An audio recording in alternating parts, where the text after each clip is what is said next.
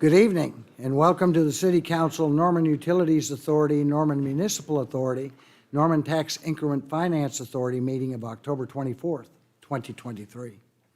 Madam Clerk, will you call the roll, please? Councilmember Ball. Present. Councilmember Schuler. Here. Councilmember Montoya. Here. Councilmember Grant. Here. Councilmember Nash. Here. Councilmember Foreman. Here. Councilmember Holman. Here. Councilmember Peacock. Here. Mayor. I am here. Would you all join me in standing for the Pledge of Allegiance, please? I pledge allegiance of the United States and to the republic for which it stands, one nation, under God, indivisible, with liberty and justice for all.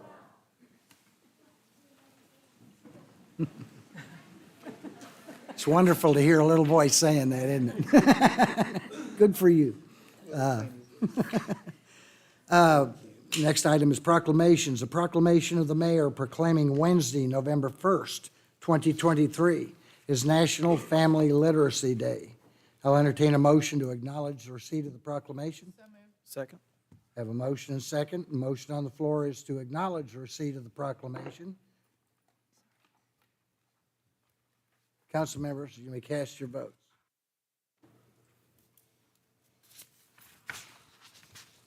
All votes have been cast and the motion to acknowledge receipt of the proclamation passes unanimously. Thank you. I'll read the proclamation. A proclamation of the mayor of the city of Norman, Oklahoma, proclaiming Wednesday, November 1st, 2023 is National Family Literacy Day in the city of Norman. Whereas National Family Literacy Day, established by the 103rd Congress in 1994, and now marking its 29th anniversary on November 1st, 2023, highlights the importance of reading and learning for the entire family and emphasizes the impact that parents have on their children's learning. And whereas literacy programs across the United States will observe National Family Literacy Day, holding readathons, book drives, workshops, and family activities at schools, libraries, and community centers to encourage literacy. And whereas many as many as 1 in 6 adults struggle with reading and writing, and by learning to read, individuals can gain self-respect and confidence and strive towards goals that otherwise would not be achievable. And whereas the National Society of Daughters of the American Revolution is a nonprofit, non-political, volunteer women's service organization dedicated to promoting patriotism, preserving American history, and securing the America's future through better education for children and adults. And whereas education being one of the cornerstones of the Black Beaver chapter of the National Society of the Daughters of the American Revolution is committed to increasing literacy by promoting and supporting literacy programs. Now therefore I, Mayor of the City of Norman, Oklahoma, do hereby proclaim Wednesday, November 1st, 2023 is National Family Literacy Day in the City of Norman. Is Miss Carolyn McCabe here this evening? Oh, yes.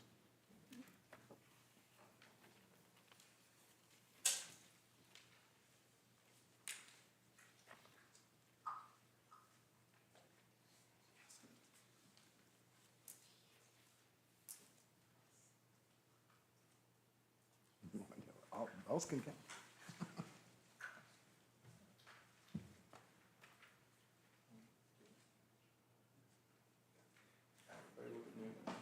Oh, sorry. Would you like to make a statement, please? Thanks.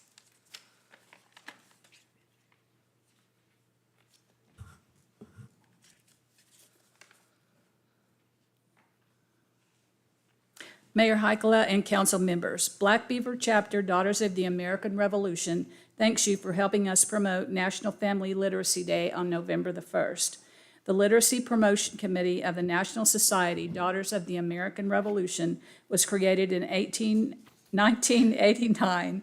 We promote adult literacy and involvement in literacy programs for children and adults. The goal is to bring attention to illiteracy's root causes and seek ways to improve and promote literacy in communities in our nation.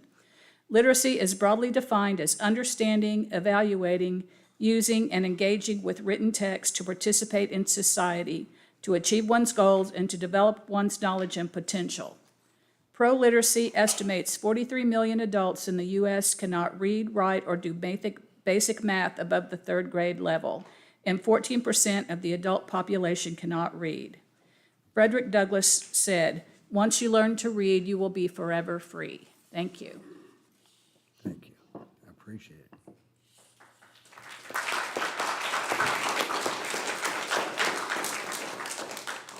Item number 2, a proclamation of the mayor proclaiming the month of October 2023 as Community Planning Month. I'll entertain a motion to acknowledge receipt of the proclamation. So moved. Second. A motion and second. The motion on the floor is to acknowledge receipt of the proclamation. Council members, you may cast your vote.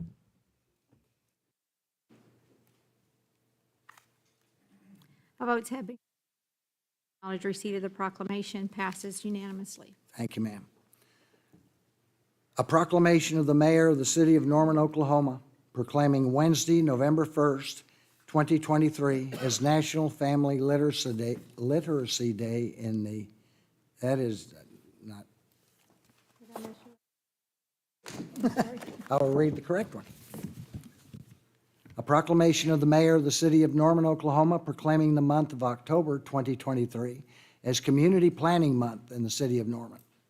Whereas change is constant and affects all cities, towns, suburbs, counties, boroughs, townships, rural areas, and other places. And whereas community planning and plans can help manage this change in a way that provides better choices for how people work and live.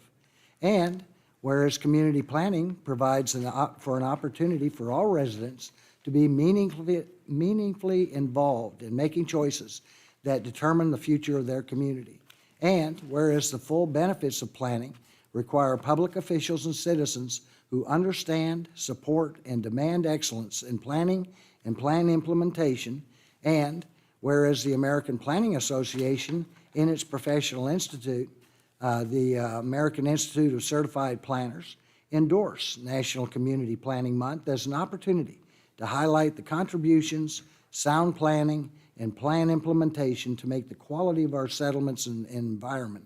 And whereas the celebration of National Community Planning Month gives us the opportunity to publicly recognize the participation and dedication of many of the members of the boards and commissions staffed by the Department of Planning and Community Development during the Norman Planning Commission, Board of Adjustment, Greenbelt Commission, and the newly appointed Comprehensive Plan Steering Committee, who have volunteered their time and expertise to the improvement of the city of Norman.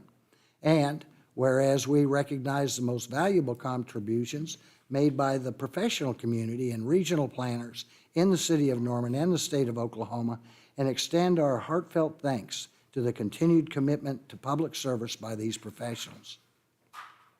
Now therefore I, Mayor of the city of Norman, Oklahoma, do hereby proclaim the month of October 2023 as Community Planning Month in the city of Norman in conjunction with the celebration of National Community Planning Month.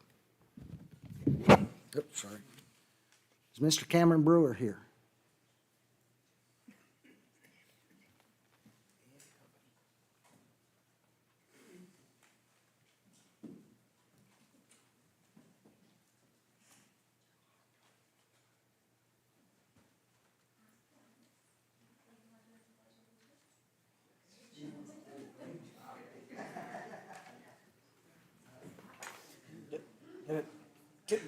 Get in there. Come on. All right. All right. 1, 2, and one more. Got it.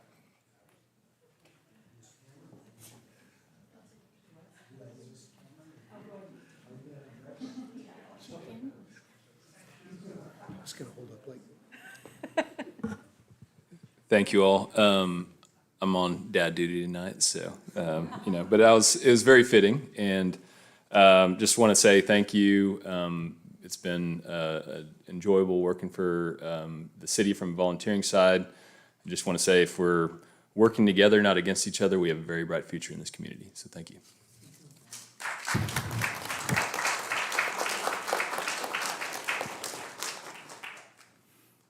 It's now time for council announcements. I'll learn to speak one day. Councilmember Ball.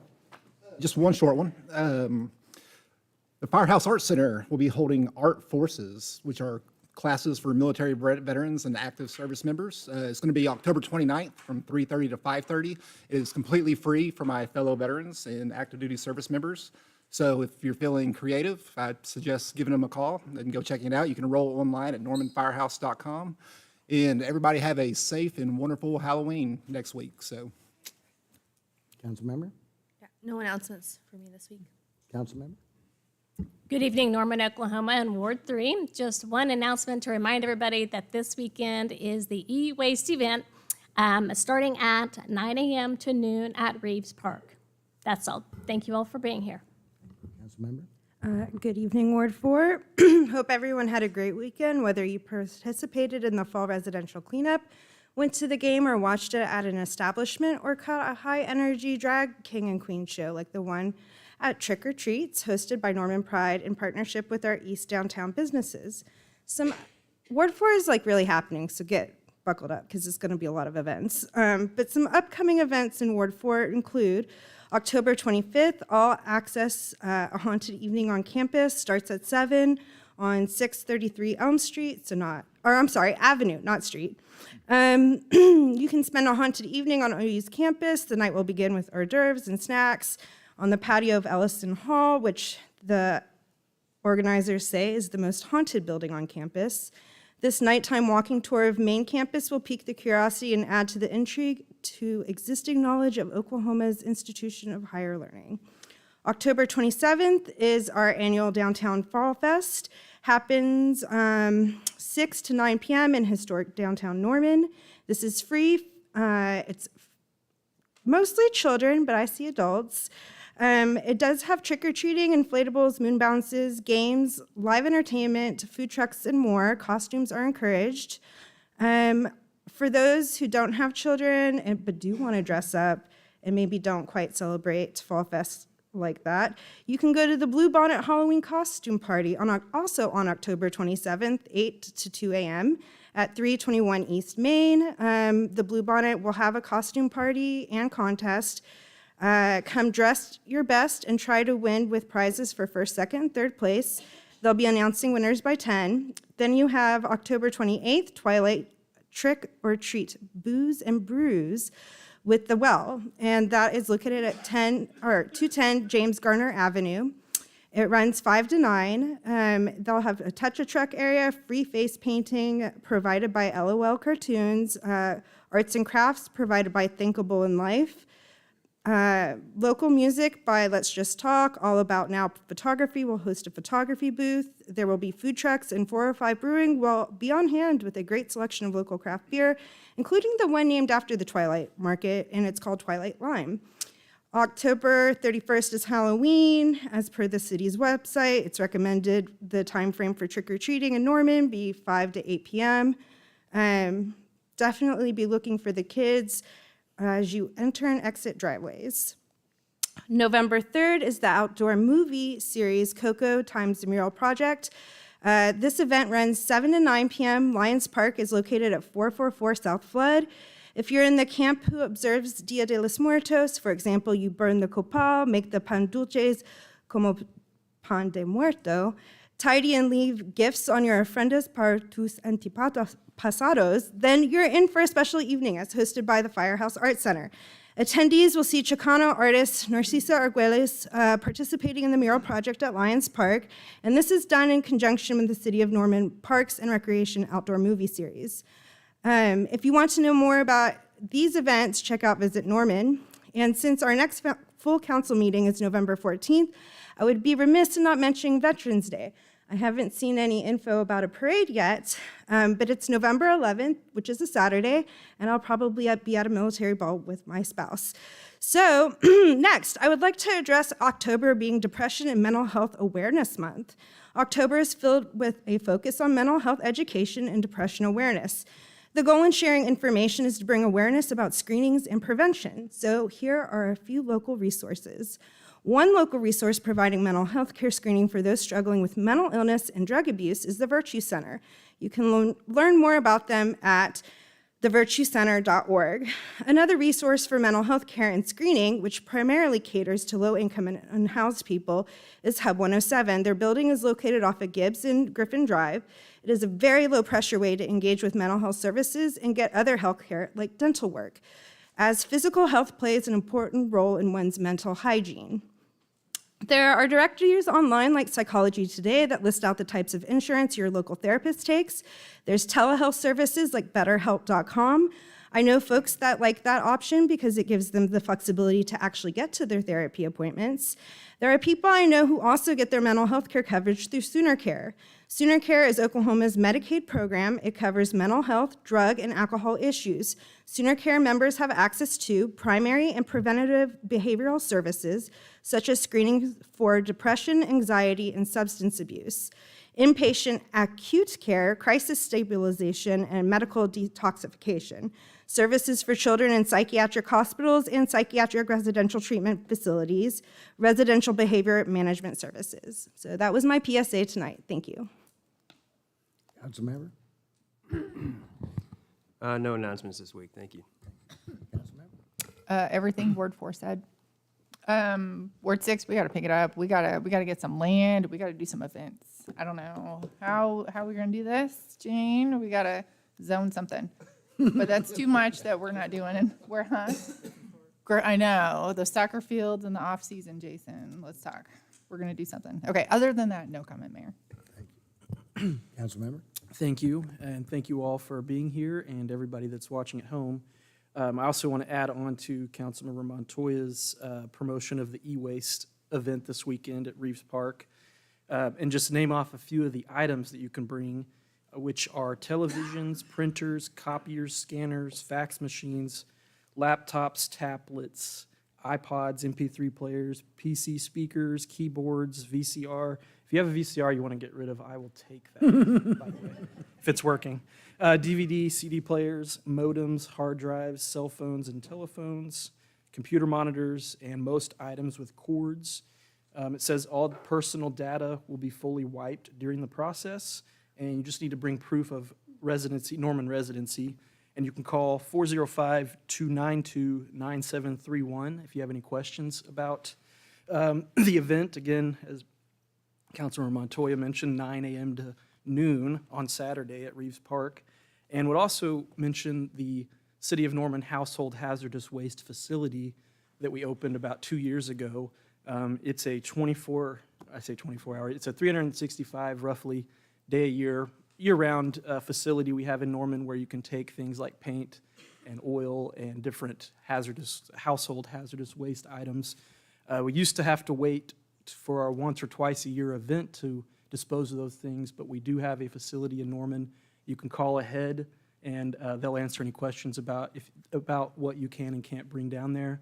But I just want to note that facility, which is a very valuable resource if you're trying to get rid of stuff in your garage and dispose of it in a safe manner. So definitely encourage everybody to check out the e-waste event and the household hazardous waste facility, which is on South Chautauqua, just south of Highway 9. Also, as was mentioned, the recommended Halloween activities are October 31st, 5 to 8. But as some have noted on social media, you aren't held to that. If you and your neighborhood want to have Halloween festivities any other time, you're more than welcome. And if you want to go later than 8 p.m., I think you're more than welcome to do that as well. That's just the recommended time.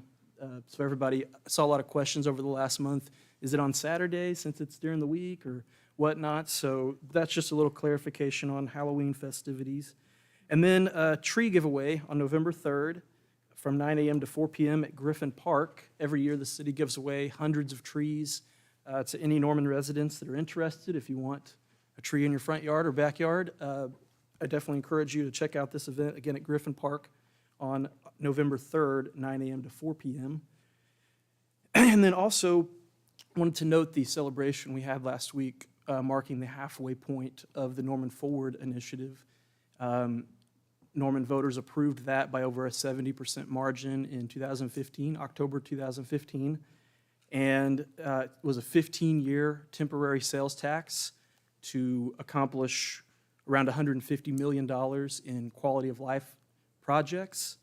And 7.5 years in, roughly, or 8 years in, we have completed 90% of the projects, and they are almost all under budget, which was just really remarkable. It was exciting to see some of the people, the original people that first came up with the idea, and talk about some of the history of it and what we've really been able to accomplish as a community with the Norman Forward Initiative and getting these projects done. And so there was a discussion about what comes next and paying off the debt on the current projects that we've built and thinking about what future things we'd like to do in Norman on a similar path. So I would encourage, as the mayor did during that meeting, to for all Norman residents to think about what things do we not have in Norman that could enhance all of our quality of life going forward. So, and then finally, I just want to mention the Community Planning and Transportation Committee meeting this Thursday at 4 p.m. here at City Hall.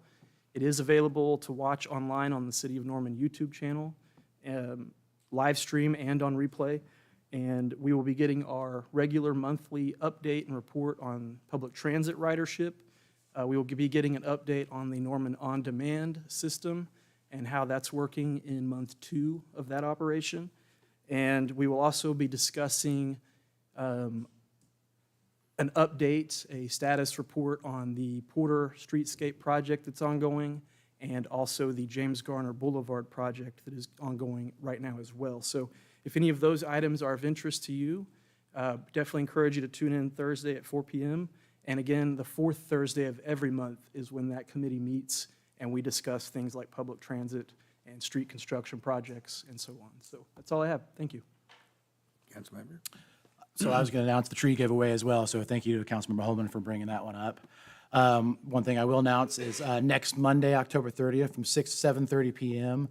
at the National Weather Center, One Norman will be having their first installment in their Civicon National Speaker Series. This one is going to be by Shane Phillips, focused on affordable, accessible, and attainable housing. Shane Phillips is a researcher and consultant on housing affordability who manages the housing initiative within the UCLA Lewis Center for Regional Policy Studies. He's the author of The Affordable City, published in 2020, which advocates for prioritizing supply, stability, and subsidies, and offers more than 50 strategies for improving and maintaining housing affordability. So that's a very important topic in our community and many communities across the nation. So highly encourage everybody out there to attend that, come prepared with questions, and just be ready for a very engaged evening. So thank you. Mayor has none. Consent docket. This item is placed on the agenda so that the City Council, by unanimous consent, can designate those routine agenda items that they wish to be approved or acknowledged by one motion. If any item proposed does not meet with the approval of all council members, then that item will be heard in regular order. Staff recommends that item 3 through item 25, with the exception of item 22, be placed on the consent docket. I'll entertain a motion to place items 3 through 25, with the exception of item 22, on the consent docket. So, second. I have a motion and second. Motion on the floor is to place items 3 through 25, with the exception of item 22, on the consent docket. Council members, you may cast your vote.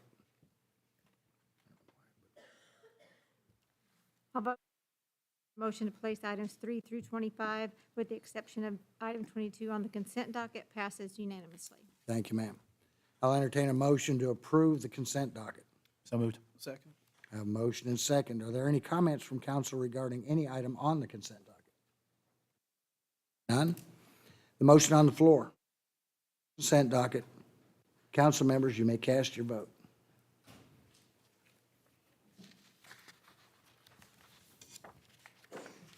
All votes have been cast, and the motion to approve the consent docket passes unanimously.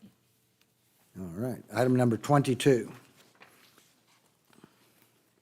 An amendment to the resolution creating an ad hoc steering committee to work with the City of Norman's consultants in the creation of the city's Area and Infrastructure Master Plan, AIM Norman, to name a replacement for a steering committee member, acknowledging the addition of the Parks and Recreation Master Plan, adding to the list of partners, clarifying the process of selection of the subcommittee members, and setting forth attendance requirements for the steering committee members.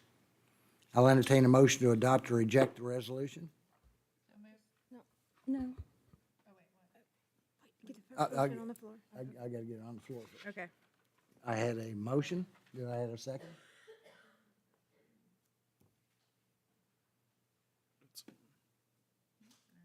There is no second?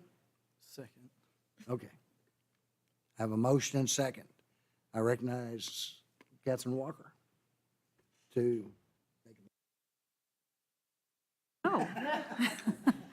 No, but I'm happy to talk about what's been changed in the resolution, if you just give me a chance to pull it up. Last week, we had the discussion about the need to appoint a replacement for a Ward 7 appointment. And we had also had previous discussions about adding in the Parks and Recreation Plan, which has been added to the RDG contract, and clarifying, more importantly, the process of selection of subcommittee members. We also pulled into here, you'll see, it wasn't discussed last week, but some attendance requirements that the steering committee has set for themselves. I just felt like that could all be placed into the resolution. But the main change is in Section 12, which would, as discussed last week, require that interested subcommittee members submit a board and commissions application as provided on the city's website, and then it adds language about considering the criteria set forth in there as each subcommittee member is vetted by the steering committee, giving due consideration to representation from the community in general, as well as those with specific qualifications. are there any questions from council? Oh, Councilman. No, I don't have a question. Oh, okay. Sorry. I do have a motion to make. A motion to postpone to a date certain of November 14th, 2023. Motion second, just a second, let me get my calendar. November 14th.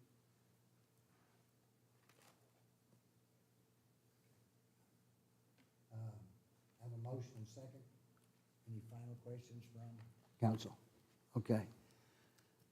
The motion on the floor. Okay. Are there any comments from the audience that would like to be? Hearing none. Russell?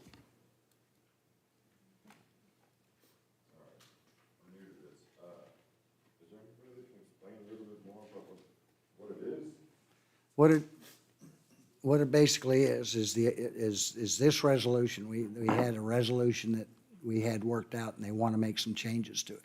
What we were going to do is to agree to it on consent docket. What Councilmember Grant has decided to do with the consent of, almost the consent with a second, is to be able to sit down and take this off and put it out to November 14th. Yeah, I understand that. Okay. I'm just curious, where's the rest of the information that goes with it, though? Like, it's just a chunk out of the larger part? It's a chunk out of the larger part, and the larger part is on the website under the agenda. Man, I'm gonna have to agree with Councilmember Grant's idea on that. It should be postponed. Thank you. Okay.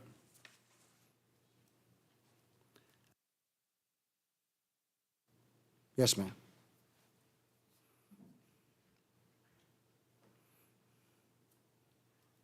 Elizabeth McKinney, Ward 3, and I am the chair of AIM Norman.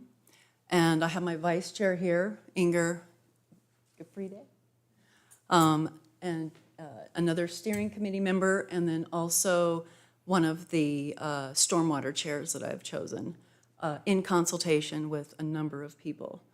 I'm a little bit concerned and questioning why we're postponing this.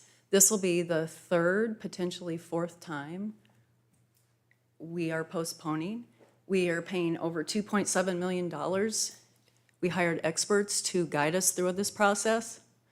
So just wondering why that there is a postponement and what's the result of that? What do you hope to occur with that?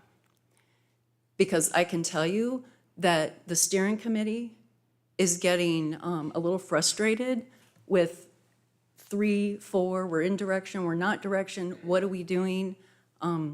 So several are saying, I don't need this in my life. So it's a real serious situation here. It's consistent across the board where we question things. For what reason? To keep the we versus them going.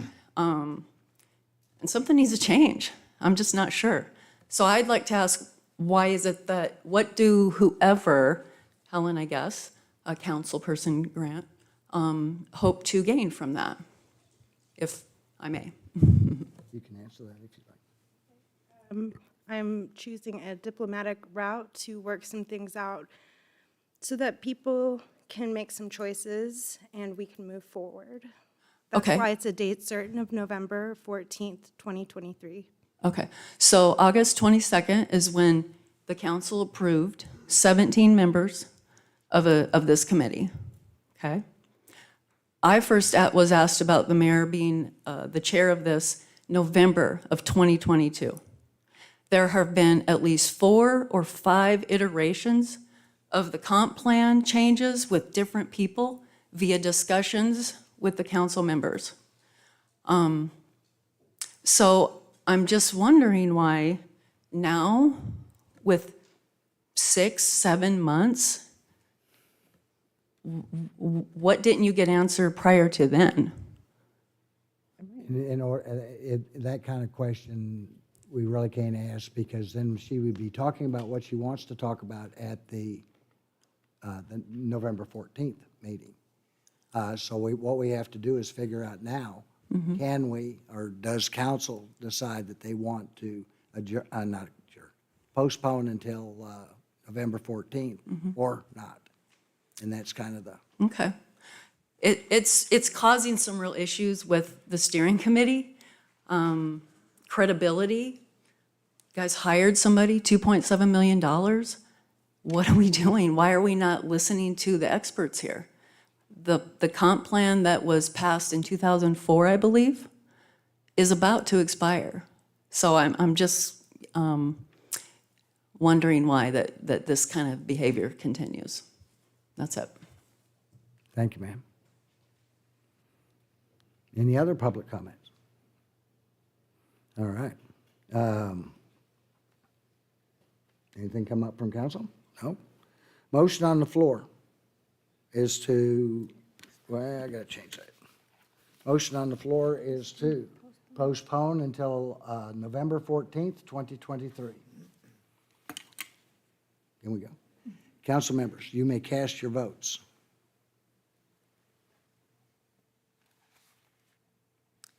All votes have been postponed. Passes by a vote of 7-2, voting against, Councilmember Ball and Mayor Heikkila. Thank you, ma'am. So to answer your question, Ms. McKinney, is that it will be postponed until the 14th, and we will have a discussion on it at that time.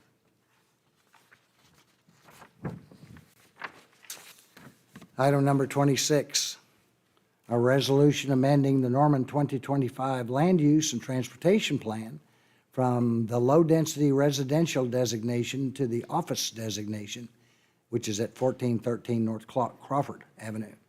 I have a motion to adopt or reject the resolution. Motion to adopt.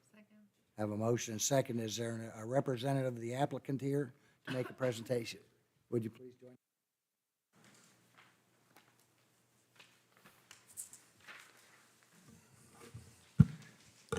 Thank you.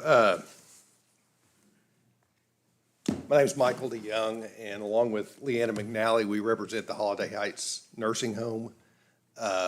And this, both, I think item 26 and item 27 actually work in conjunction with one another. The nursing home is requesting that a single lot that's immediately to the north of the nursing home be essentially put into a planned unit development so that that lot can be used in coordination with the nursing home. Now, to give you some background, the current owners acquired the single-family residence and acquired the nursing home at the same time as a part of the same transaction. And I think those two properties have kind of been used in coordination with one another for a long time, but no formal approval of that use has ever taken place, and it was brought to our attention that that needed to take place. And so we're now trying to get the formal approval of that process. And I want to compliment city staff because they helped us and held our hand along the way here to suggest that a planned unit development was the best way to accomplish this, because it restricts to very limited uses what can take place in that lot. And the two uses that we're asking to be able to do, one is that they want to use the house to do laundry for the facility, because the facility has limited laundry facilities within it. And it's a good way to have it close by for the residents without using space within the facility to do that same thing. The other thing they'd like to do is use a portion of the lot, the southern border of that lot, simply for overflow parking, because at this point, that's always a requirement, and I think it actually helps, not hurts any neighbors that might otherwise have a problem. We haven't had any objection from anybody as we've gone through this process. And as I said, the properties are right next to one another. There's commercial to the east, there's commercial to the south with respect to the single-family lot. So respectfully, we just ask the council to adopt what the planning commission said, which was this is a good idea. And if you have questions, I'm happy to field any of those. Any questions from council? Oh, Councilmember Holman? I couldn't hear what she was saying in my ear. I'm sorry. Thank you. So just to be clear, the existing house is staying there? The existing house that's staying there would be used basically just to house a laundry machine and a dryer so that they can do laundry within that house. It's right next door, and it gives them some additional space that they can use that way. Okay. And then I have a question for Ms. Hudson.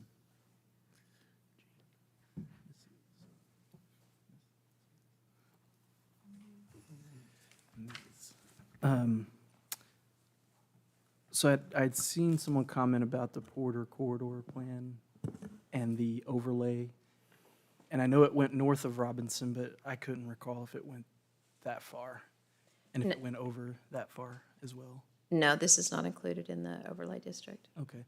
And it being a PUD, just for the record, that would protect the neighbors from it being developed into a commercial property or anything else than what's there right now. Correct. As the gentleman said, we work very closely with them. And if you'll note, in their uses, they have specifically limited those to those uses associated with the nursing home. So the laundry service, records/equipment storage, overflow, administrative work in support of the facility. So should somebody else come in and buy this separate from what they're doing, then they would have to come back and amend the zoning, as well as somebody asked if the building would be staying. If they remove that building, then they'll have to come back and amend it as well for the site plan. Perfect. Thank you. That's all the questions I have. Councilmember Grant? Those were my questions as well. I got the same email. As I understand it, that list of uses is pretty tight, so I'm comfortable with this. Thank you, sir. All right, thank you. This is an opportunity for members of the public to make any comments. Do we have anybody signed up? No.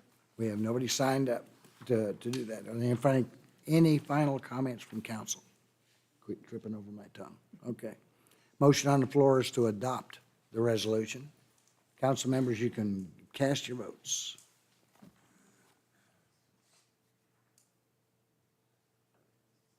All votes have, the resolution passes unanimously. Thank you, ma'am.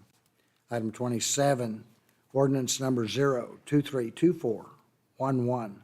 Upon second and final reading, an ordinance rezoning property located at 1413 North Crawford Avenue from R1 Single Family Dwelling District to SPUD Simple Development District.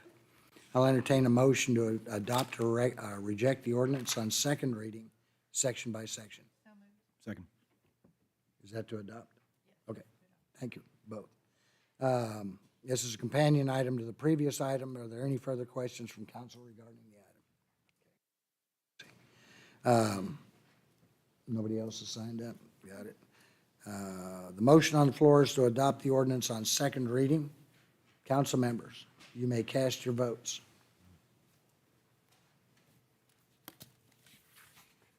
All votes have been to adopt the ordinance upon second reading, passes unanimously. Thank you, ma'am.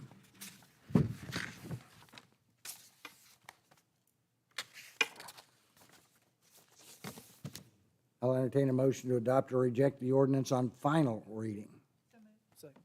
A motion and second on the floor is to adopt the ordinance on final reading.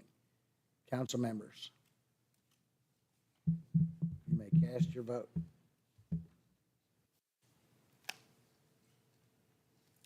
All votes have been cast, and the motion to adopt the ordinance on final reading passes unanimously. Thank you, ma'am.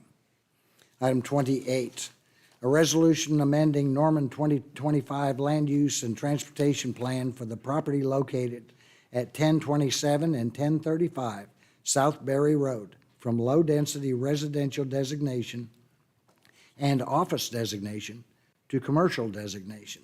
These would be the addresses at 1027 and 1035 South Berry. I'll entertain a motion to adopt or reject the resolution. Motion to adopt. Second. A motion second. Mr. Gunnar Joyce. Good evening, Mayor. Good evening, members of City Council. Gunnar Joyce, as you just said, with Rieger Law Group. This project, the applicant is Sooner Traditions LLC, and let me quickly introduce the project team. I know we have Rick McKinney, the architect here, and he'll speak with you real quick. Then we have Steve Rollins with ARC Engineering, he's civil engineer in the back there.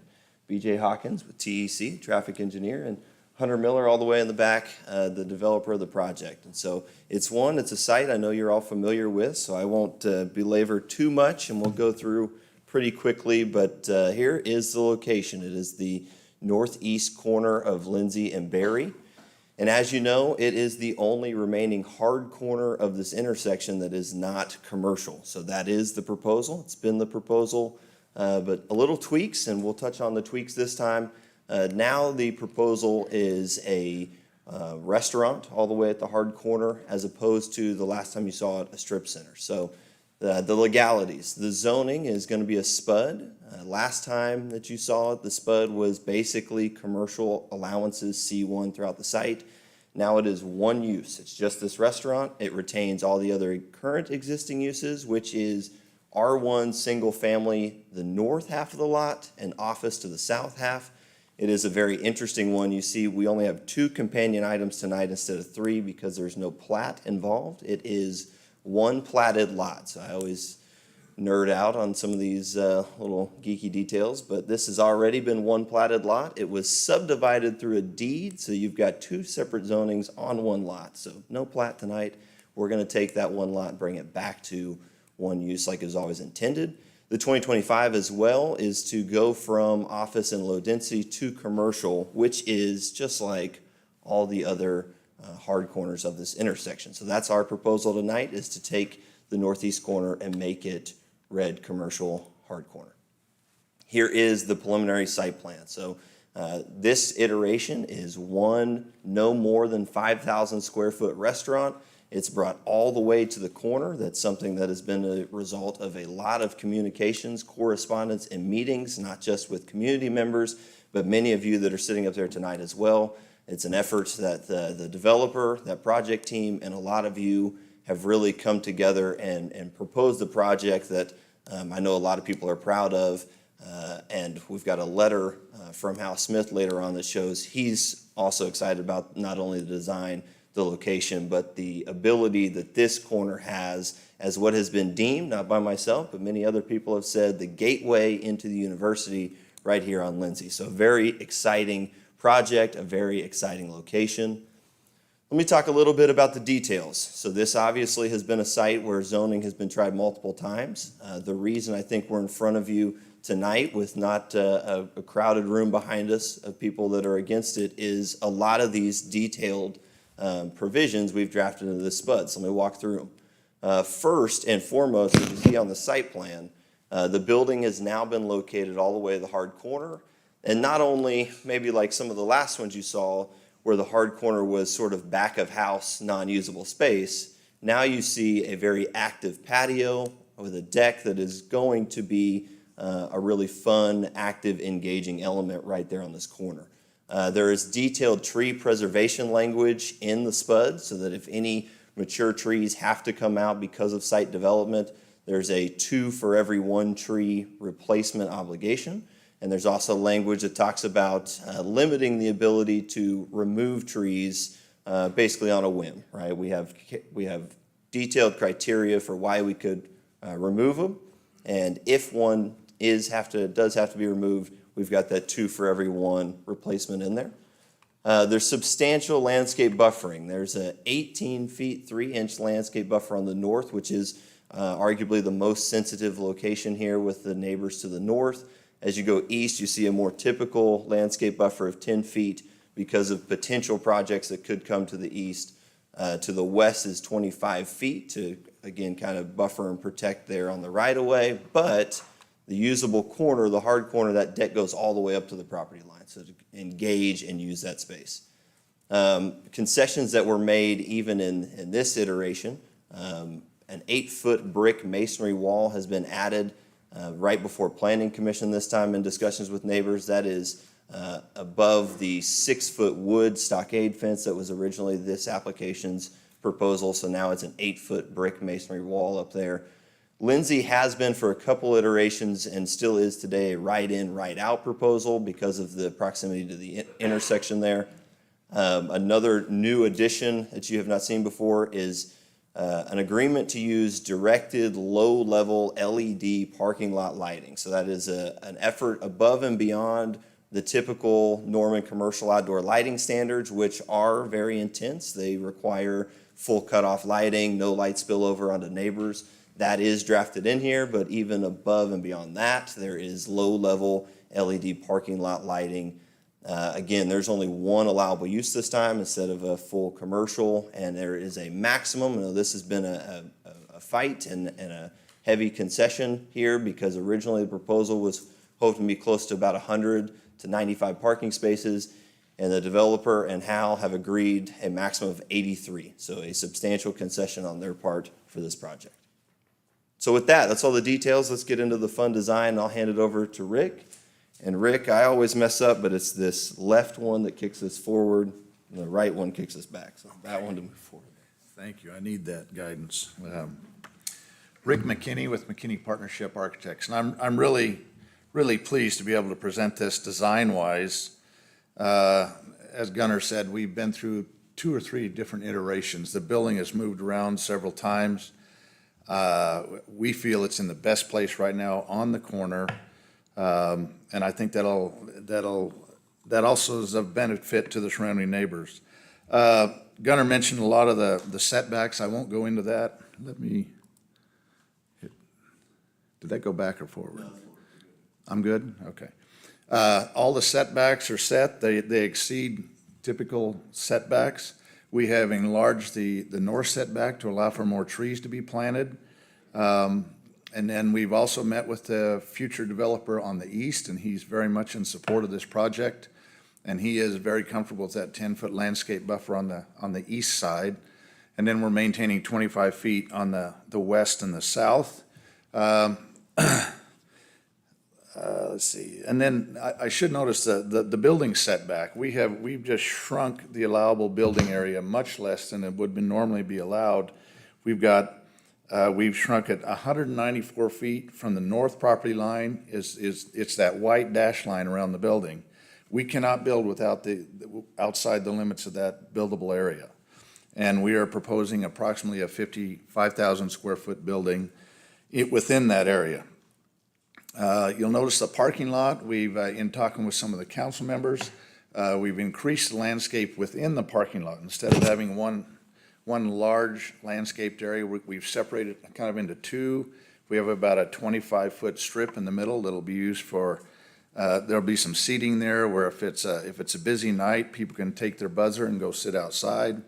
not have to just stand around on the sidewalk. So we like the way that breaks up the parking area as well. Let's see. This is a closer in view. As we mentioned, we put the building right up on the southwest corner of the site. And part of that also is it's more of a noise buffer for the neighborhood to the north. This wraparound deck is just going to be a fabulous feature, and I could envision maybe some evening music out on the deck. But that building will be a buffer of the sound that may travel to the residences to the north. Like we mentioned, a 5,000 square foot building. We're also going to have bicycle parking near the main entry. So anyone that wanted to bike to the site, they could. It's also very walkable. We have 2 sidewalks on the west and on the south that lead directly into the restaurant. And then, the biggest thing that we're excited about is we will preserve those 3 mammoth trees that are right on Lindsay Street. We want to see what we can do to make those more healthy. We can trim them up a little bit, but that will provide a tremendous canopy over that deck. And many of you have probably eaten at the Mont, and it's been a real fixture in Norman as far as a real active, fun place to be where you feel like you're part of the neighborhood when you're sitting there. And so we feel this will have the same feeling, except now we've added this tree canopy, which we think is fabulous. And then this is a conceptual view from the intersection. We hope to introduce the OU brick, cast stone. You can see in the front the Lindsay Street elements that were designed with the improvements. We're going to preserve the bus stop right there in the front. And like Gunnar said, this is kind of a bookended each side coming into Lindsay. If you go down the hill a little bit, you've got the bridge that's been designed, which will tie into the character of this building as well. We like that. The deck. And then we're going to have a lot of glass on the west and the south so that at nighttime, you will see the activity and the vibrancy of this restaurant. And I think it's going to be fabulous. And then if you look back left, you can see that 8-foot masonry wall that's going to provide further separation between the residential to the north and the site, which will, headlights and auto noise and things like that will again be buffered with that 8-foot wall. So in closing, I just want to think, I think this is an extremely appropriate use for this site. And I think we're taking advantage of what would benefit most of the people that would see this as they're driving into Norman. And it also sets the building away from the residential uses to the north. Thank you.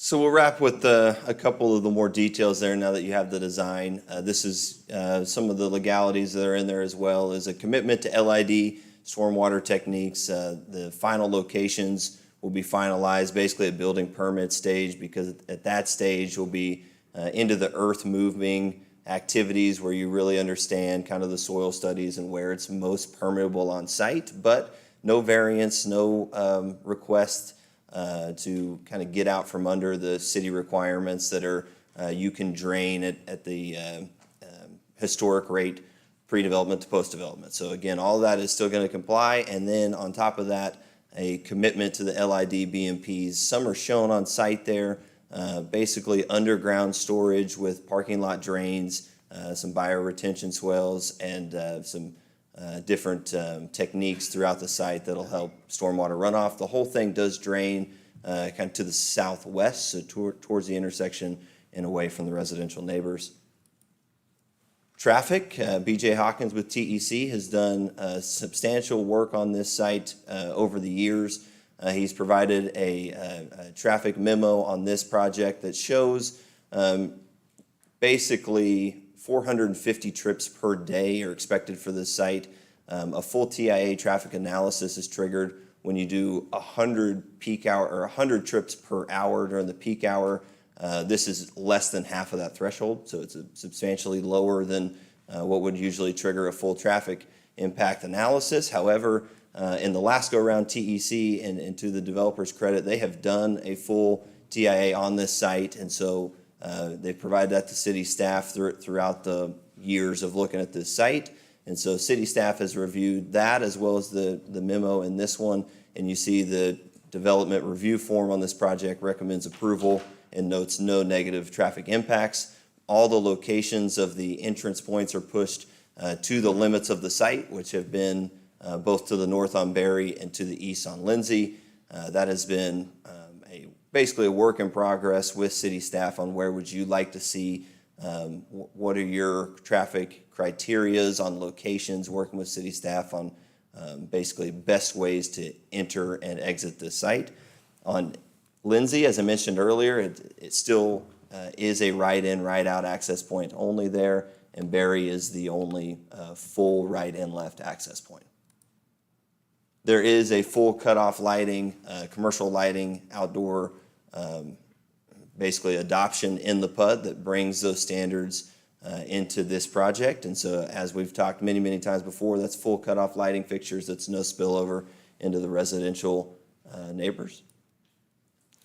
And Hal Smith, obviously his name is all over the project, it's on the site plan, but Hal has also provided his letter of support of this project, and it notes there that he's excited for the opportunity to develop and establish a restaurant at this site that our city can enjoy and be proud to have in our community. And Hal, obviously having a great track record, is very excited about the opportunity that his location can have at this intersection. And finally, just to summarize, this comes from some of the staff reports that you've seen, that there's a note that the City of Norman's Lindsay streetscape redevelopment and their efforts that they've put into developing Lindsay were always basically envisioned to spark development in this corridor. And that's exactly what this project is doing. It's utilizing public investment that has been on this intersection. It's matching it with private investment. So this public-private partnership to really take that Lindsay and Berry intersection and make something great out of it. It's been a thoughtful design. It's been a long process, not only in city meetings, but I know it's been a long process in individual private meetings, both with one-on-ones with council members, with neighbors, and I know that the development team, the project, is really appreciative of all the time that many of you have spent on this project. And with that, Planning Commission recommended approval unanimously on this one. I'm happy to take any questions you may have. Just real quick, because it has been kind of busy, but are we still getting a moon gate with this project? Is that? I'm actually not sure what a moon gate is, so. It's a half circle, pretty gate. I have not heard that. Where is the moon gate? Rick, you want to take the moon gate?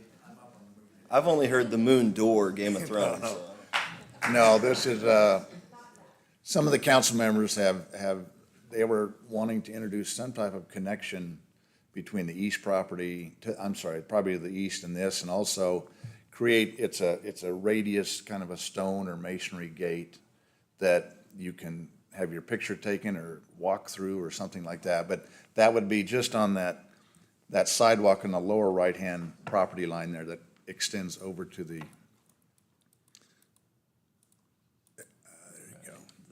yeah, on the right-hand side, it says walk access gate. I left out the word moon, but that would be walk access moon gate. So the intention is yes. Okay, thank you, I appreciate it. Thank you. Just a couple things. You mentioned the trees being preserved and the deck being built around it, around them, actually. The bus stop in the original, in the last one that we saw, it was requesting to move the bus stop further west, but the way I understand it, this one, the bus stop is staying where it's at.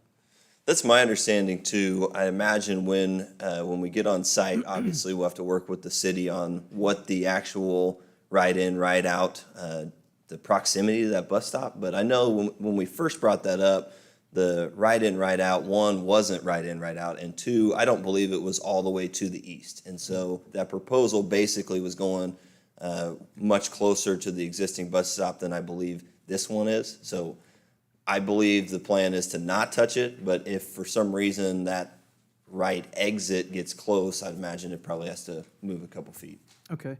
And then the pork chop right there, at the right in and right out, as you called it, the pork chop.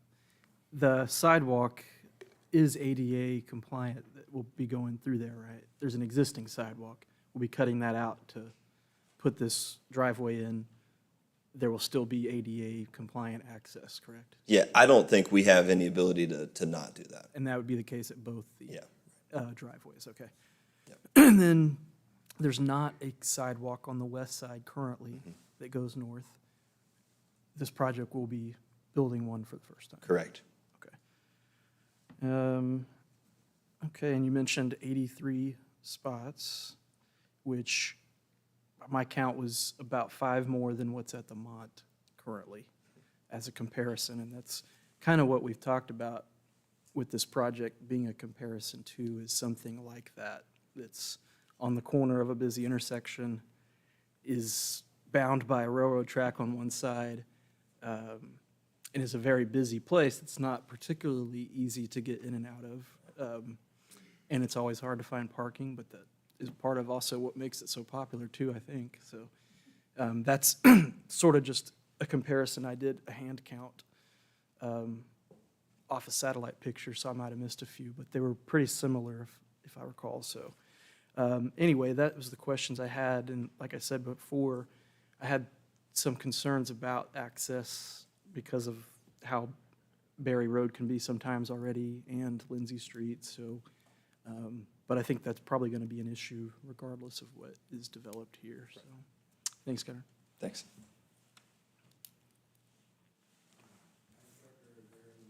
Public, they're signed up to speak. No, sir. There are none from the public. Are there any final comments from council? Oh, Councilmember Grant. I would just like to take this opportunity to thank Mr. Miller for meeting with the neighbors. I know that this project was not easy, and I'm grateful that you listened. I know that there were some protest letters that came, but they didn't have the same attachments that I'd seen before, like taking issue with the traffic impact analysis. So I take it that constituents' concerns were answered, even if he is not for this, and the same for the others. I know we can't make everybody happy, but given where we've come and what this project has become, I'm very comfortable supporting it. I do think maybe some of the hard no's, once it's built and people can go to it, will probably actually go to it. It was one of the, I went to that neighborhood's barbecue in '22 and asked what could be done, and a Mont-style restaurant came. It was one of many, like a stormwater park or a nature park, which we know isn't going to happen. But I really appreciate you taking the time to address all of them and offer to walk the property with them and figure out the lighting and the trees. So anyways, that's all I want to say. Thank you. Councilmember Stewart. Yeah, I would also like to extend thanks to Mr. Miller about how this iteration of the project has gone. And Councilmember Grant talked about meeting with the neighbors. This is in Ward 4, but it is right on the border of Ward 2 and Ward 4. And so there are people within Ward 2 that have, come and talked about this and been concerned. But I think what's really important to highlight here is all of the things that have actually been written into the narrative of the SPUD document. And that is really what I think controls how this is going to be developed, how it's going to protect the neighbors that are around it, and going above and beyond in various aspects to make this a really quality project and something that's really unique. And I think you hear us ask questions about that a lot. What makes this unique? How are you tailoring this to protect the neighbors? How are we thinking about how this develops out into the future? And I think you're seeing here why that has been so important, and why now this is a very different conversation than it was the last 3 times that it came forward with different developers and all kinds of things. But this is why council asks for those things. This is why we want to have a vision for projects.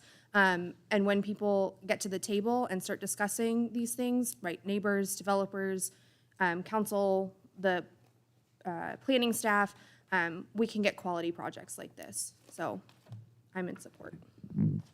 Councilmember Holman. Thank you. Also, just want to extend my thanks to Hunter Miller for your patience and being willing to take a step back and think about this. I think it shows that sometimes it can be very beneficial to postpone something and that you can end up getting something much better out of it when you do. And that's what I see here. We had talked about before, just thousands of people drive through this intersection every day, and thousands of people every year that have never been to Norman before drive into campus down this street, and their first impression of Norman is what they see. So it was such a great opportunity for this corner to be something that really stands out and makes a positive impression on our visitors and future residents, I think, going many decades into the future. And so I'm really excited as well. I look forward to seeing this actually get constructed and seeing that corner become active and not just an abandoned old house that it's been for the last 5 years or so. So thank you, and also thank you to the neighbors who spoke up during this process, and doing so has led to a much better project based on your feedback, and would encourage other folks interested in developing property in the future, that's especially ones that are right next to neighborhoods, to really take notes on this particular process and the item we have coming up next as well. So thank you. The motion on the floor is to adopt the resolution. Council members, you may cast your votes.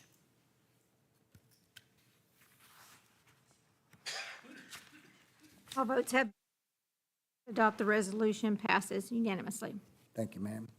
Item number 29, ordinance 02324, 12, I'm sorry.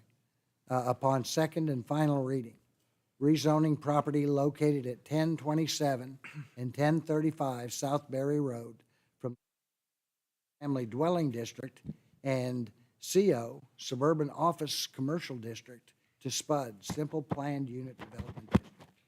I'll entertain a motion to adopt or reject the ordinance on second reading, section by section. Motion to adopt. Second. A motion and second. This is a companion item to the previous item. Are there any further questions from council regarding this item? Excellent, thank you. Any further public comments now? The motion on the floor is to adopt the ordinance on second reading. Council members, you may cast your vote. All votes have been cast. The ordinance upon second reading passes unanimously. Thank you, ma'am. I'll entertain a motion to adopt or reject the ordinance on final reading. Motion to adopt. Second. A motion and second. Motion on the floor is to adopt the ordinance on final reading. Council members, you may cast your vote.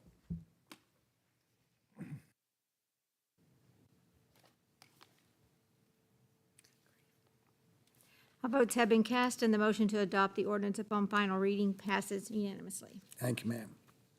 Recognize Councilmember Montoya for a disclosure statement on the next three items. Items 30, 31, and 32 are related requests for rezoning requested by G2 SOK Investments LLC. The City of Norman Ethics Ordinance directs council members to recuse on items in which they have an actual conflict of interest or a pecuniary interest, or to disclose a possible conflict of interest on a particular item to avoid the perception of a conflict of interest.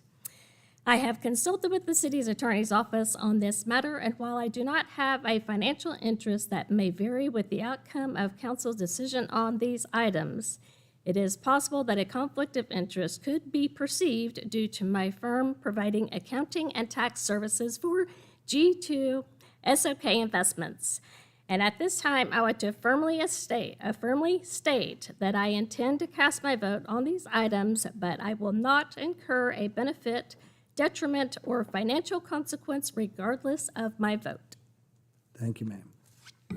Item number 30, a resolution amending the Norman 2025 Land Use and Transportation Plan for property located at 3800 36th Avenue Northwest from low-density residential designation to commercial designation. I'll entertain a motion to adopt or reject the motion or resolution. Motion to adopt. Second? Is there a representative of the applicant here to make a present? Hello, Gunnar. With Rieger Law Group. I'll click through here.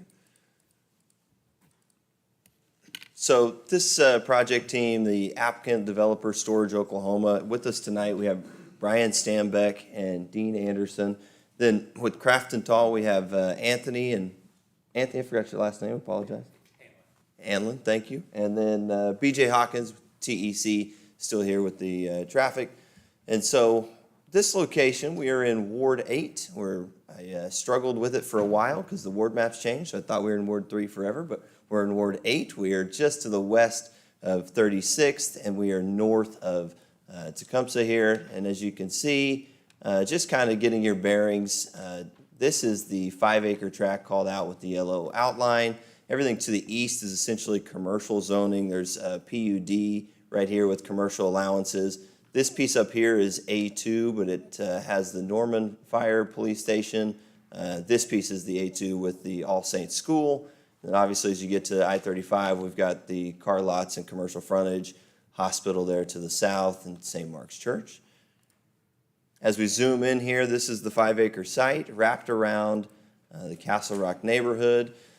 And as we get in really tight, we can kind of see that this is sort of an outdated zoning of this property because currently it is rural agricultural, which is 1 house per 10 acres, but we are on a 5-acre site. So basically what happened was this area used to be zoned all rural agricultural, and then as it got subdivided and sold off, this piece remained, and now is essentially a 5-acre site with a 10-acre zoning. So we can kind of acknowledge that that is not a proper zoning for this site.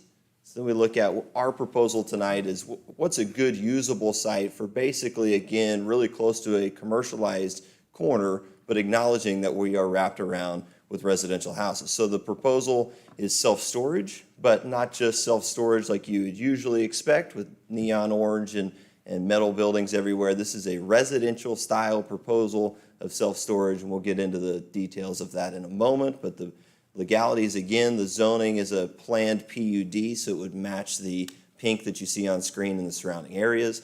And the 2025 is a commercial, which would be red like you see in similar areas. So detailed PUD narrative, and there is basically the first image you'll see of the project with many more to come, but the theme is residential in nature. How can we match residential things that the neighbors would see with this site? And not only do we show it on the site plan, but again, just like the last project, a very detailed PUD narrative to lock in these concepts. So as we'll go through that list.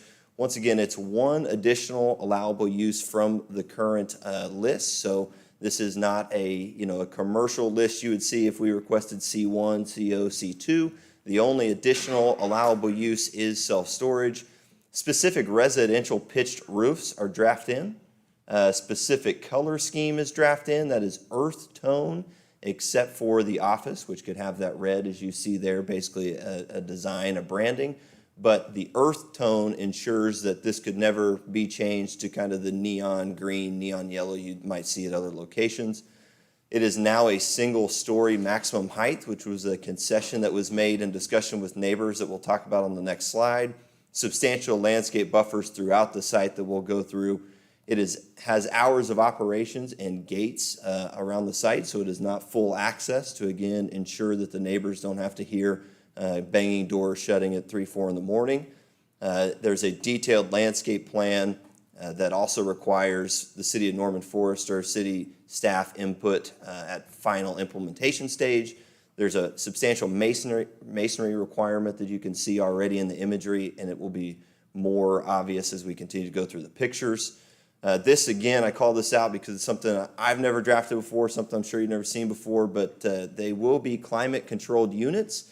So this developer even went to the length to specify in writing that the climate-controlled equipment cannot be located on the roofs. So again, making sure, sensitive to the neighbors, that there will not be ugly mechanical equipment hidden up on the roofs that they could see from their backyards. The developer will take over the fence maintenance of the residential fences that are in there, that are in place today. That'll be a ongoing maintenance item if this project's approved and built. And finally, this is another one I was impressed with, that they have agreed no sanitation on site, no dumpster on site. So that means that, you know, the people that use those storage facilities, those little slips, won't take their stuff and just dump it when their time is up. It can become an eyesore, it can become an unwanted element. And so there will be no dumpster on site. It'll be a private, basically the office trash will have to take out and take elsewhere. But no poly carts, no dumpsters on site.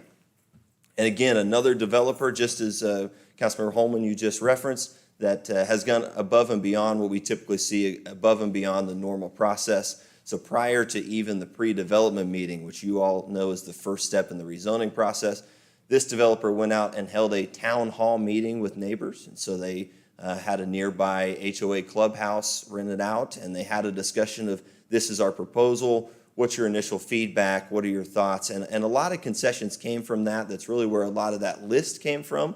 But also at that time, the project was a 2-story building in the middle. And so that's where the pitched roofs came from. They were a site plan, a site study with pitched roofs that basically ensured neighbors wouldn't be staring into the back of a usable 2nd-story building.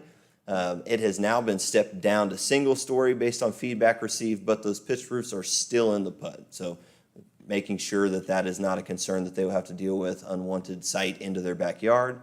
They've continued after the pre-development meeting, so a town hall, pre-development. Then after that, before Planning Commission, the developer continued reaching out, phone calls, meetings, and even took many of the residents to his other locations where he's done this and put it in practice.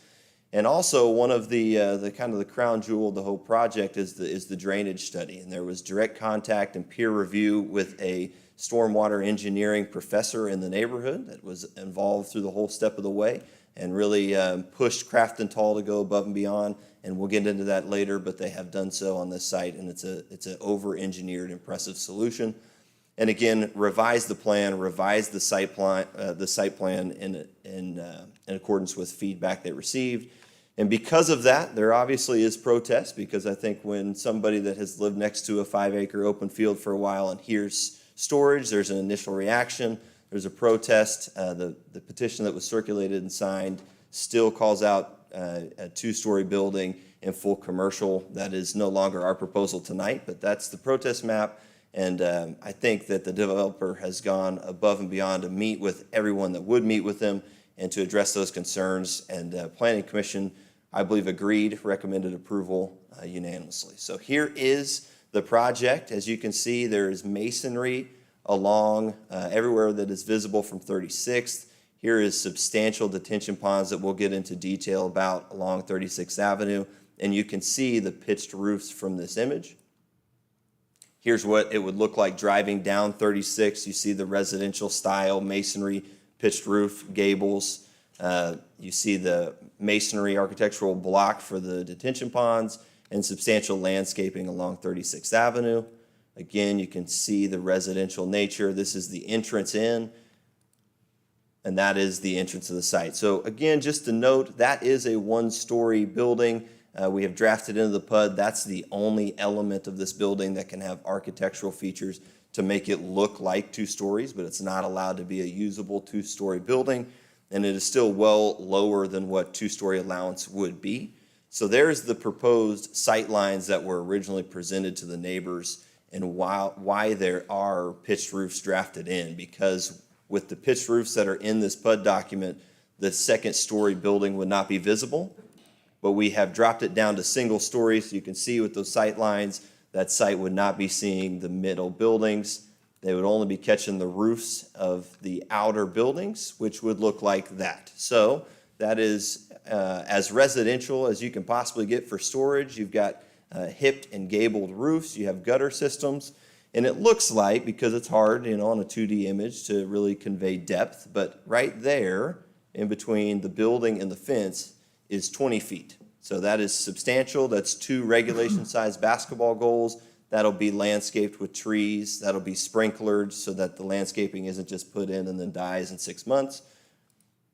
And that's the site plan. So you've got 20 feet along the south, you have 19 feet along the north, you have 20 feet of landscaping along the west, and a substantial one because of the detention ponds on the east, so substantial landscape buffering.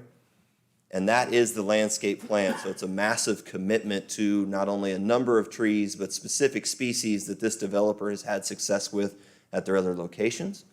There is, just real quick, the anticipated list of species, but even above and beyond that, there is language, drafted into the PUD that talks about correspondence and working with the city forester to ensure, one, this is a good list of vegetation that can survive, but also the locations are good and wanted in the site and will thrive. Lighting is a concern, again, as with most projects, but as you know, the city's commercial outdoor lighting standards basically require what that image shows, which is full cutoff lighting, no spillover, and a photometric plan at final plat. And here are examples of other locations, because it's great to see it in 3D renderings, but it's something they have done in the marketplace.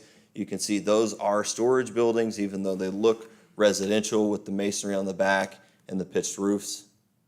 And again, something that they've done at other locations. The developer took a lot of people that were against the project originally around to these sites, and I know he's had very positive feedback with those people that would go on those trips with him. There is, the last item you'll vote on tonight is the preliminary plat. It's a little bit of a mundane preliminary plat because it is just one lot, so nothing special here, no subdivision. But with the preliminary plat, you get the drainage study. And so I mentioned earlier the peer review, and this is the substantial over-engineered drainage solution for this site. There has been draining concerns from the neighbors before this project even came about. One of the reasons for that, it was discovered that there was believed to be a 36-inch storm drain line. It was actually a 24-inch line when Craft and Tall started really looking into this. So that made this developer look at Craft and Tall and say, I want to make sure we exceed the city's ordinances well above and beyond 5 to 10% at least. And Craft and Tall, one, kind of looked at him like you're crazy because no one ever tells us to do that. And two, said, okay, we'll do that. So as you can see, I took just a little bit of a snippet from a long study, but I'll go through it real quick.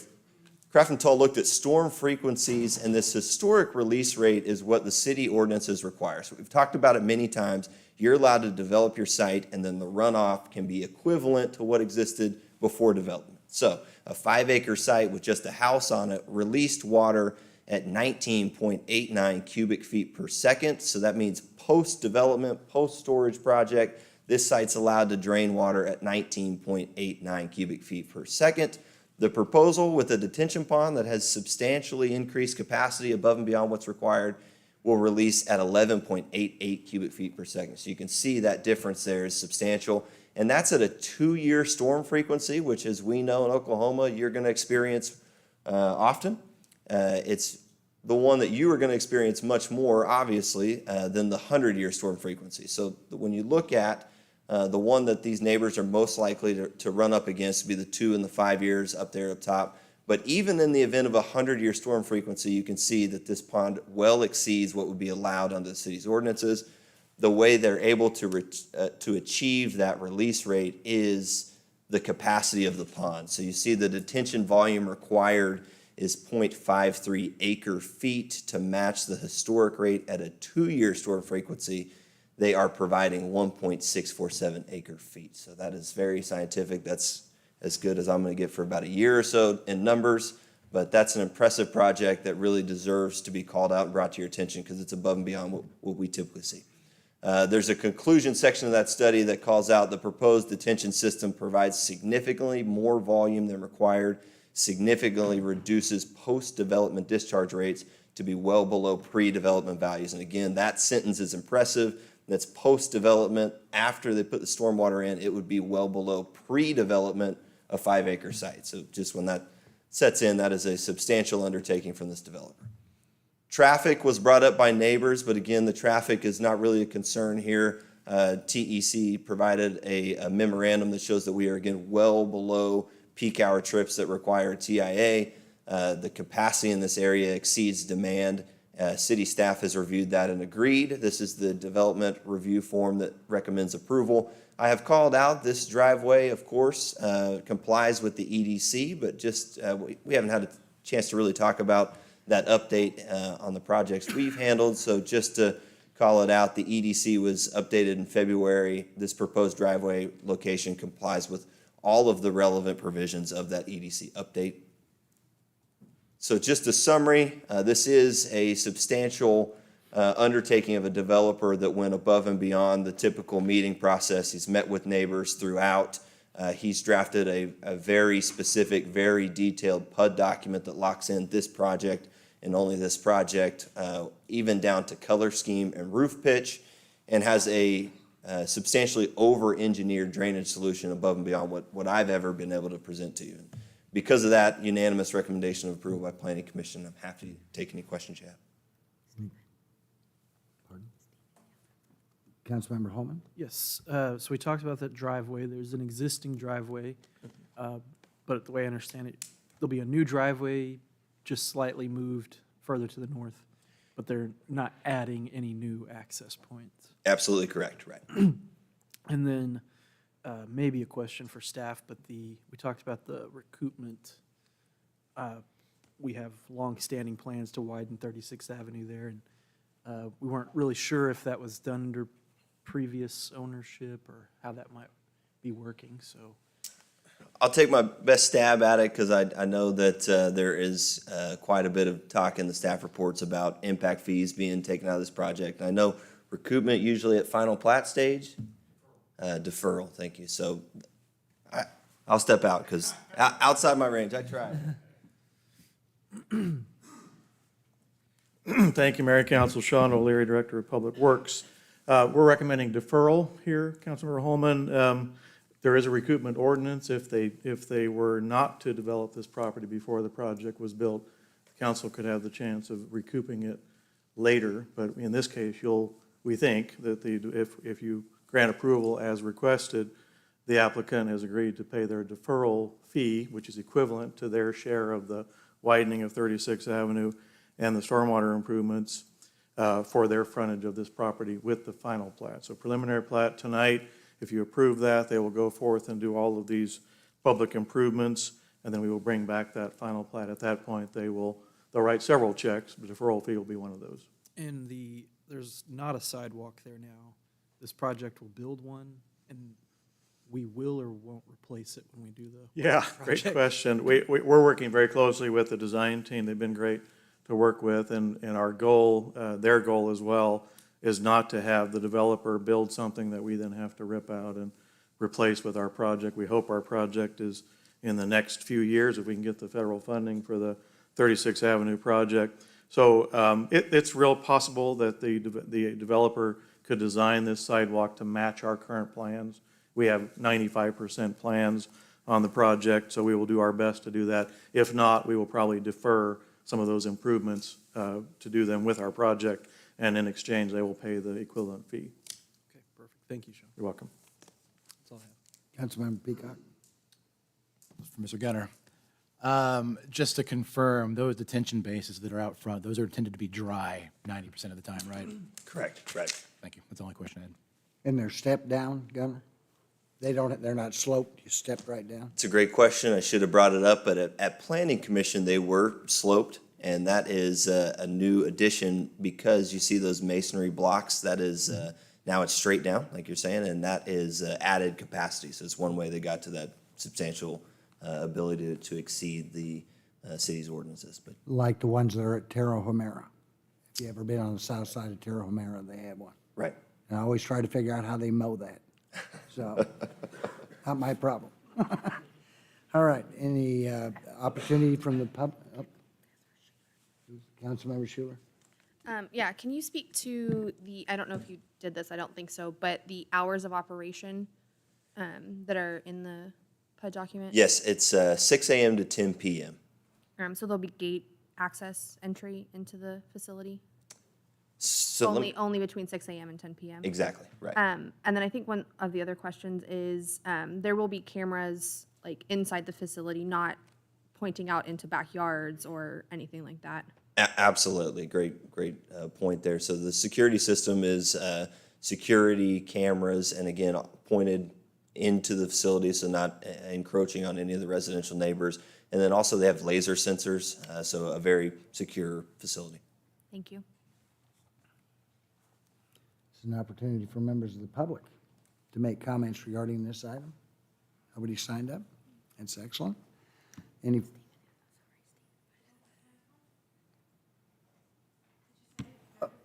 Yes, ma'am.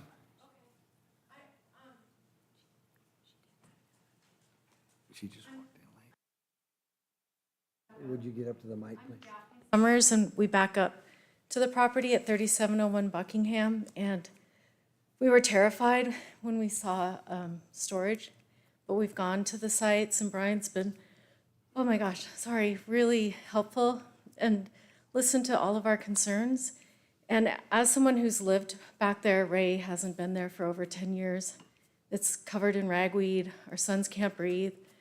One has polyps, so he's like taking injections every week. It's time for it to be developed, and we're really for this because Brian's worked so hard to address our concerns. And I'm gonna miss looking out at the sky in the back, but also I've always known something was gonna happen. And I've seen on Sooner Road where there's those really nice houses with big backyards and like huge storage buildings, and they put in a sonic behind it that plays music like all the time. And that would be horrible.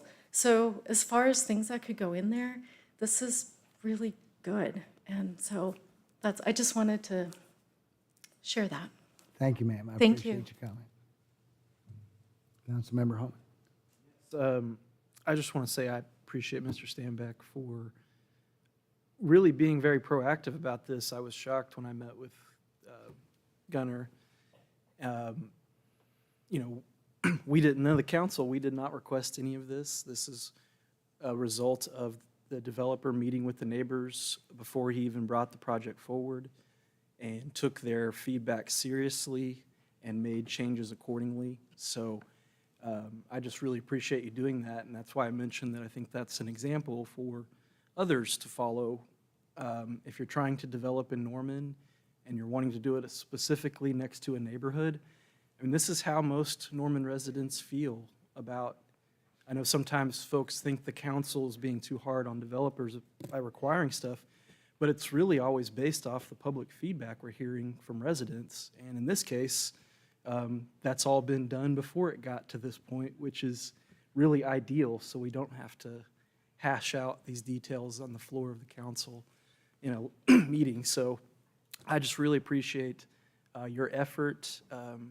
I think that, ideally, a lot of folks would like to have a field behind their house, or when you get comfortable with a setting, any change can be hard.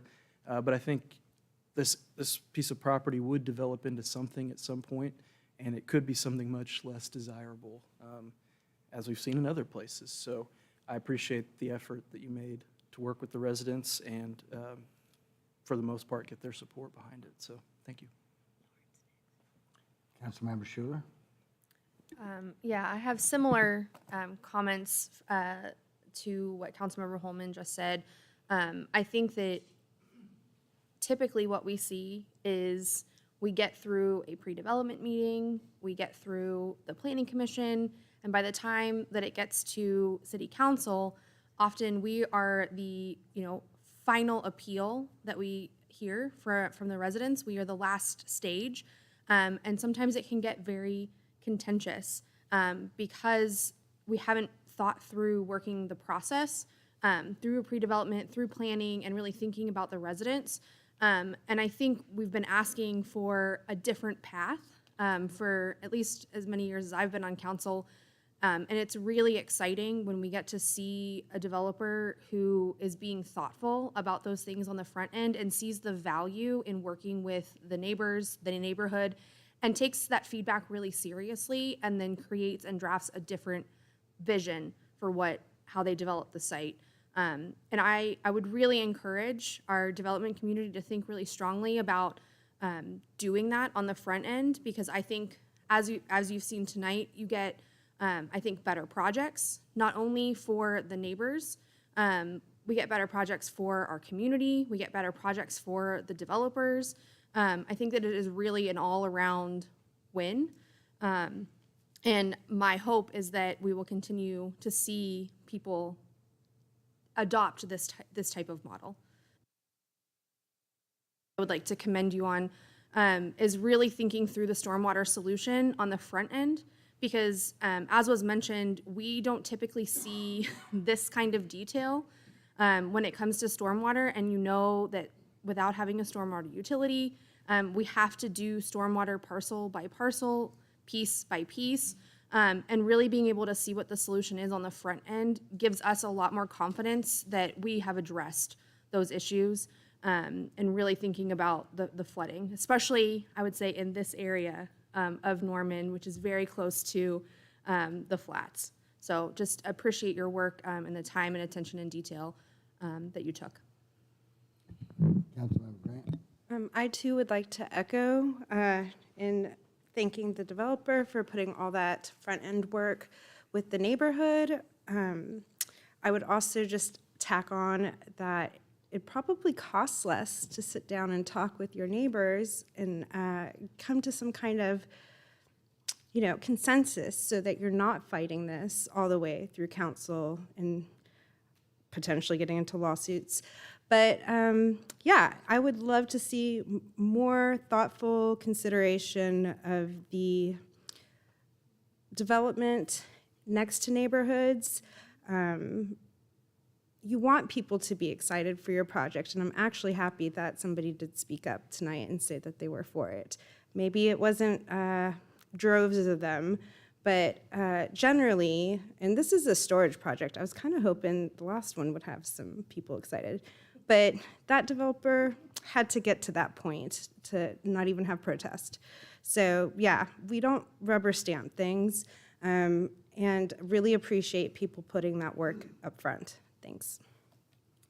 All right, the motion on the floor is to adopt the resolution. Council members, you may cast your votes. All votes have been cast, and the motion to adopt the resolution passes unanimously. Thank you, ma'am.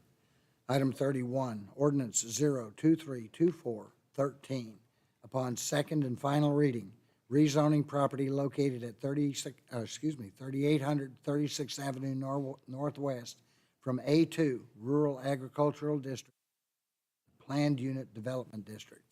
I'll entertain a motion to adopt or reject the ordinance on second reading, section by section. Second. Thank you. This is a companion item to the previous item. Are there any questions from council regarding this item? Okay. No further comments, okay. The motion on the floor is to adopt the ordinance on second reading. Council members, you may cast your vote.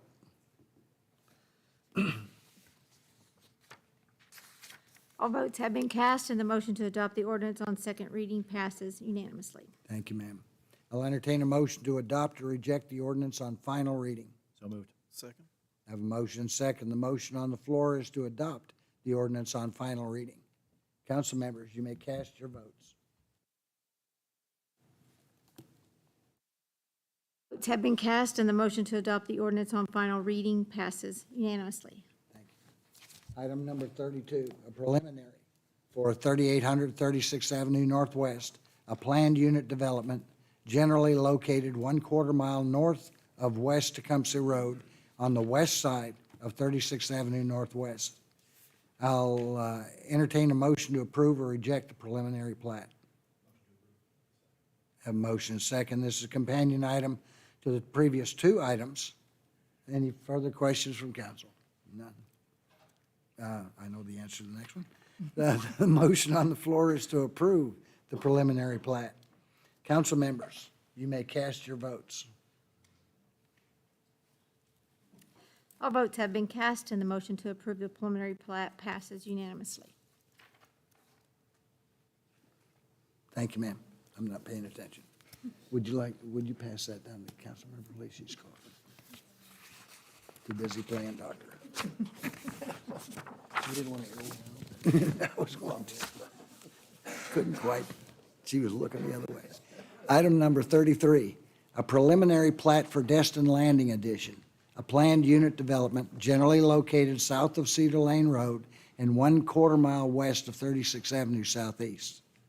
I'll entertain a motion to approve or reject the preliminary plat. Motion to approve. A motion and second. Is there a representative of the applicant? It's not Gunner. Here to make a presentation? Seeing none.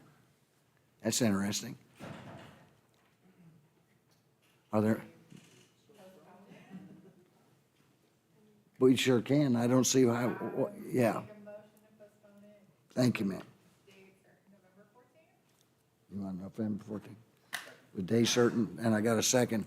Motion on the floor is to postpone this item number 33 to November 14th. Say again?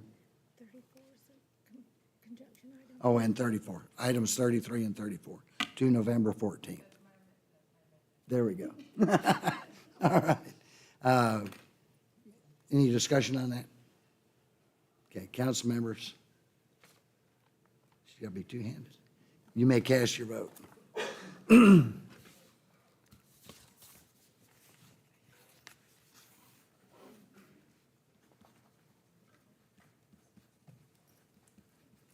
Item number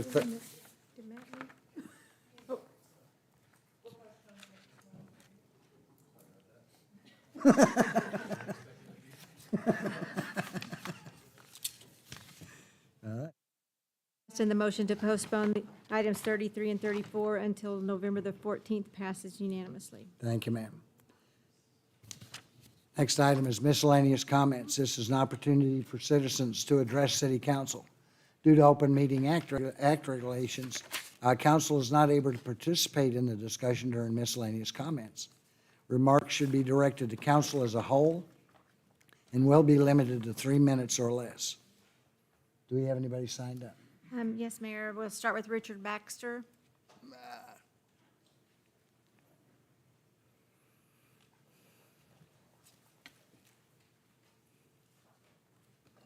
You wanted to get it over with? All right, this is, I think, my last city council meeting for the year. So I got 2 skunk jokes for you guys. Because the last one wasn't really hitting, so I got to try double hard. Okay. What did why does, I'm going to go with this one first. It'll probably work. Why do skunks love Valentine's Day? Because they're sentimental. Almost. Almost, right? That's my toughest critic right there. Okay. All right. The next one is, what did the judge say when the skunk came into his building? At least give a guess. Odor in the court. Y'all like them now. I like, okay, that's good. All right. Yep, my name's Baxter. Racism Stinks is the nonprofit organization. Thank you guys for having me. First, I want to say thank you to Captain Gary Hopkins. He's been a big help in getting this race together from the Norman Police Department. So just want to, point that out. And on a serious note, I got to talk about this. Hatred in the world that is causing war is oozing its poison onto U.S. soil.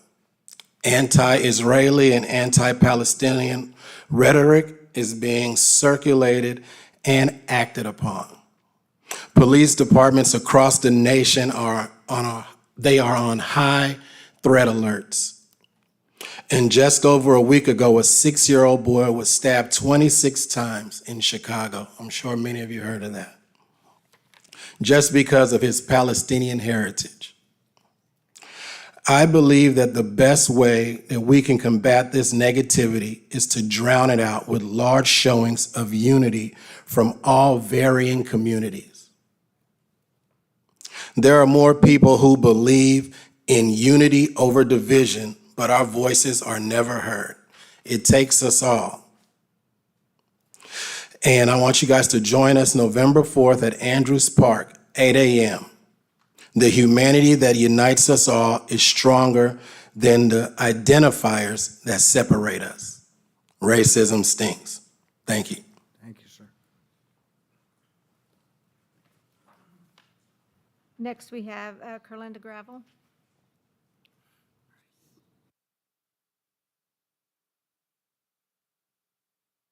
Your slides are loaded. Bryce, can you advance it to her slides?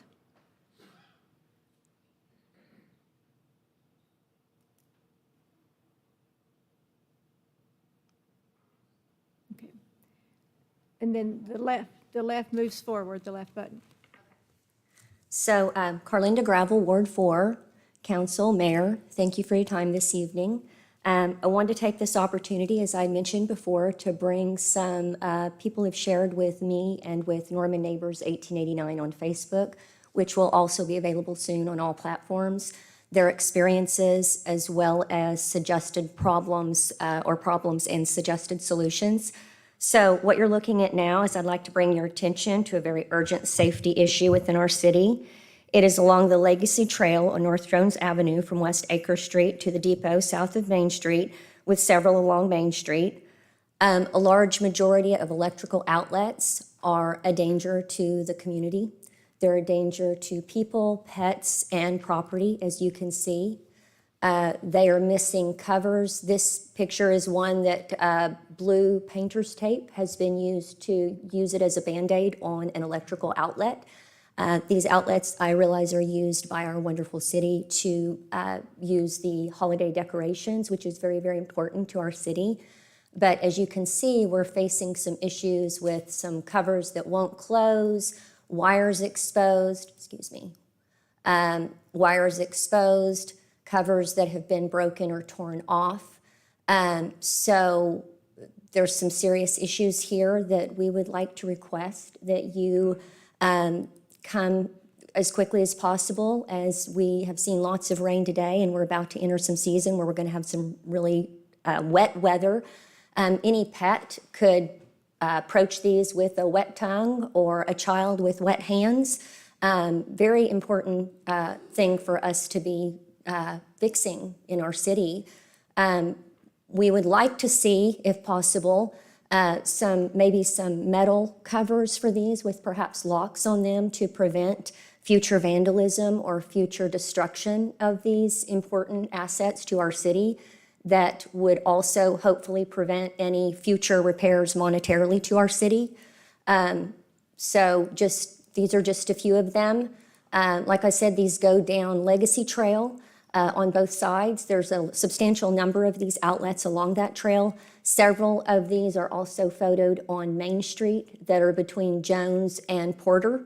So just would like to request your urgent attention to this very important safety hazard. Thank you. Sherilyn Denso.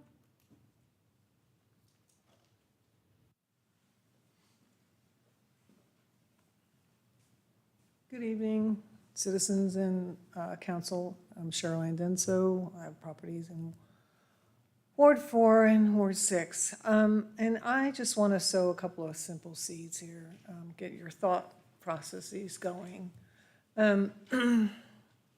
It's come to my attention that a lot of the power lines, what I thought were power lines, and I've spoken to the city engineer on this, because I have a property that has a power line, or actually it's a cable of some sort. I thought it was a power line, then I was told it was an AT&T line, and I called them and it's not their line. They're saying it's a Cox cable.